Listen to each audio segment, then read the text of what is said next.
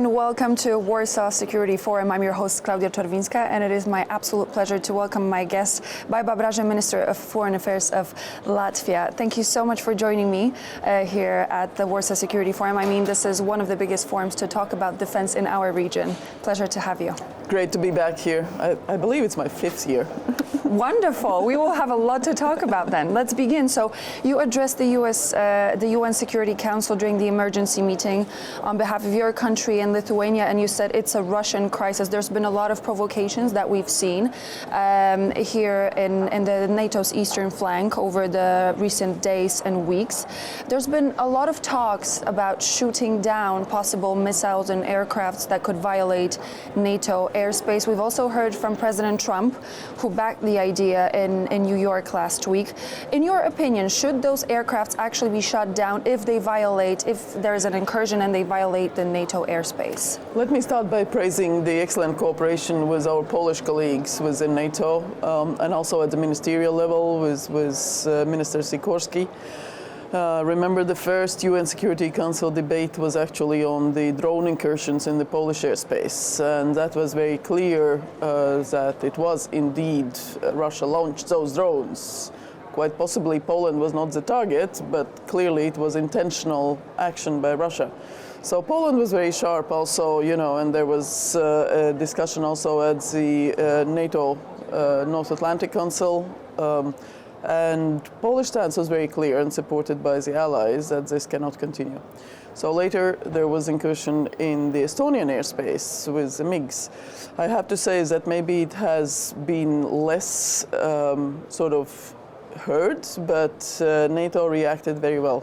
And I had a talk with Sakir, the highest commander of NATO forces, General Grinkiewicz, just a couple of days ago, and he confirmed that they had looked and seen what Russians were doing and were following and were fully on board, with understanding what the Russians were doing and were ready to react as necessary.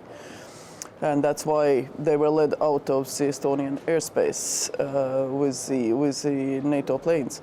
So these two events clearly show what level of provocations, tensions, positioning there are.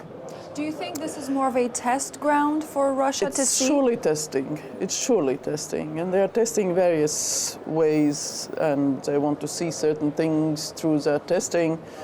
But I think the important part in all this was that in the Polish case, NATO's planes did take down some of the drones. Polish air defenses took some of the drones down. And clearly, it's a different situation from the Ukrainian airspace, where Ukrainian airspace is fully closed. There are no civilian objects. There are no friendly drones or friendly civilian aircraft or friendly anything. So Ukrainians just shoot down whatever comes. In our NATO countries, we of course are at peace. We are not at war. So our airspace is not closed, and we have to be very aware that if we take something down, that it's indeed an unfriendly object. So that's one thing. The other thing is, yes, Russia is testing, and the ideal scenario is, of course, not that we have to shoot down something, but actually that they are deterred and they are not flying into our airspace. But what's your opinion? So that's where we're... On my opinion, shooting down. As I said, every action and reaction has to have consequences. For now, Russia has been warned that if this continues, they will be shot down, and that has been done by a number of allies. And I think it's pretty serious, but in the same time, that's not the ideal scenario. Nobody wants to shoot down anyone, right?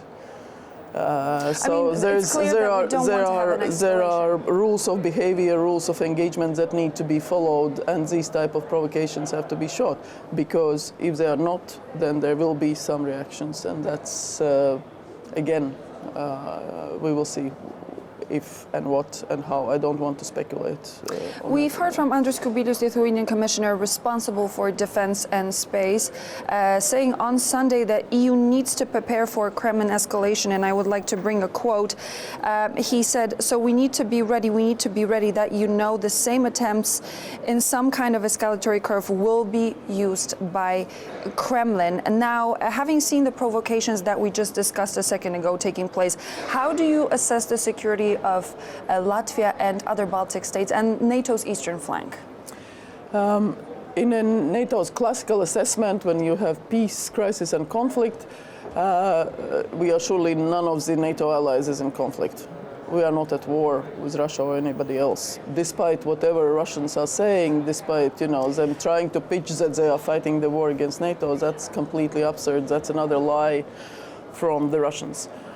What we do is we stand for the international law and international system, because Russia as aggressor has attacked Ukraine, so we are helping Ukraine. It's happening in accordance with the UN Charter, Article 51, which provides the right of self-defense to Ukraine. And all the countries that provide that assistance to Ukraine are within international law, including military assistance. Ukraine is really doing what it can, and I think our first task and most important task is to continue supporting Ukraine. So we welcome allocations for the buying of US weapons, the so-called Pearl initiative. We welcome all the humanitarian, political, medical, energy, any assistance to Ukraine. Because if Ukraine stops fighting, it will be, we don't know what the consequences are. So quite clearly, our task is to make sure that Ukraine doesn't give up as long as there is a just and lasting peace arrangement in place. Currently, we are not seeing that. Russia doesn't want peace. Russia is not indicating any willingness to compromise. That's why the US has become also very outspoken, because between peace in Ukraine, which is President Trump's objective, there is only one force in between, and that's Russia and President Putin. So if we don't deal with that obstacle to peace, it's very difficult to get to peace. So quite clearly, Russia has to be forced to peace. Today you are taking part in a panel called The End of Old Security and What Comes Next. In your opinion, what will be the new security landscape when it comes to fighting foreign actors that could possibly want to interfere with sovereignty of European nations? I think the important part is to clearly understand for all allies, partners, that we have to be strong ourselves. That security, defense, and that investment in security and defense is not for 1 year only. That will be something where what we had as a peace dividend in the 90s, when countries gave up on the investment in defense, that is changing. So first, strengthen our own side. Second, keeping NATO as strong politically and as strong militarily as we have, because there is no alliance like that in the world. Allies work together on everyday basis. From the highest commanders, we just hosted the chiefs of defense of all NATO countries in Latvia. So from the top level to everyday level on the battlefield. We have exercises here, we have exercises in Latvia, we have NATO multinational battle group working together, where 14 countries work together. And again, that's on everyday basis. They exercise communications, attacks, defense, cyber wars, literally the whole domain operations, air, land, sea. And that is something where we are much stronger than just each other nationally. So we are there as a collective defense alliance. And in the same time, that same development needs to happen in other regions. We see that countries in Indo-Pacific are working much closer together because their challenges and threats there are also rather prominent. And we very much welcome the understandings that defense spending and the strength, the brute sense, both militarily but also the political cohesion, is very important for all countries that want to have a democratic, free life. You mentioned ways in which NATO's eastern flank and Europe as a continent is protecting itself. And I would like to talk about the idea of the drone wall, the project that could possibly safeguard and stop provocations from happening, possible attacks, hopefully in the future as well. Do you think the drone wall is going to be able to counter the threat that is posed by Russia? And why does it come so late? I think the drone wall, as a sort of description of what we want to create, is that we have that system in place that is able to protect countries and people, is a good symbolic expression. In practice, it means a lot of different layered capacities that we need to acquire, but also train, and also procedures in place, because as I said, we are at peace. We have civilian objects flying, civilian airplanes, individual. We need to be very careful. Absolutely, delta planes, paraplanes, civilian. We have lots of stuff in our airspace. So we have to have also those procedures in place that we clearly know how to deal with it. But in practice, what it would mean a lot of different sensors to identify and detect drones as early as possible, already on the other side of the border. It also requires countries who are not on the border, but for example, like it was in the case in Denmark or other places, to have also those capacities to understand what type of drones they are and what to do about them.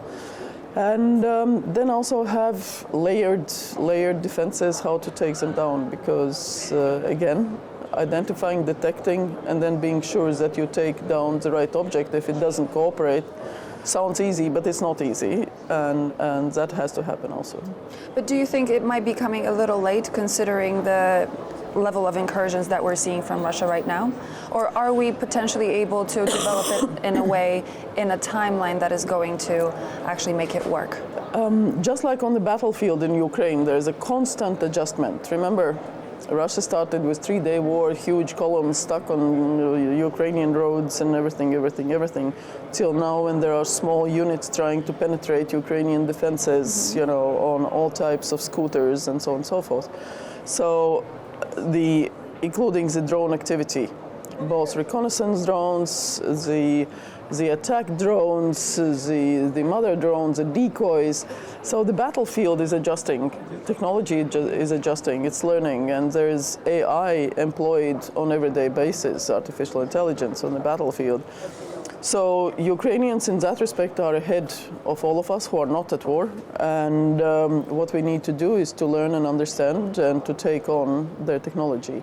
And it's a very fast developing technology, so I don't think we can expect that we will suddenly be ahead of Ukrainians, no. And what we need is quite a bit of not so expensive kit, so not missiles, but more counter drones, more jamming, so it's the drone construction that we should focus on. Yeah, it's a layered from Ukraine. It's a layered capability, both on detecting and identifying, but also taking down. But it's so my short answer is we are not too late, because everything is changing as we speak, and it will change again. So we just have to be ready with adaptations, and I know that Poland is doing quite a bit on that. We are doing quite a bit on that. So that's important to understand. But accidents can happen, because with Russia attacking Ukraine, and that's why I'm saying it's Russia crisis. Russia is attacking Ukraine. It's not Ukrainian crisis, as we heard from some countries on the Security Council. It's Russia crisis. And these attacks on Ukraine create those accidents. So that is where we have to understand this can still happen. And then what we do on our side, investment in capabilities to detect, understand what it is and how to take it down and where to take it down, because you don't want to take down a drone with explosives above a village or a city.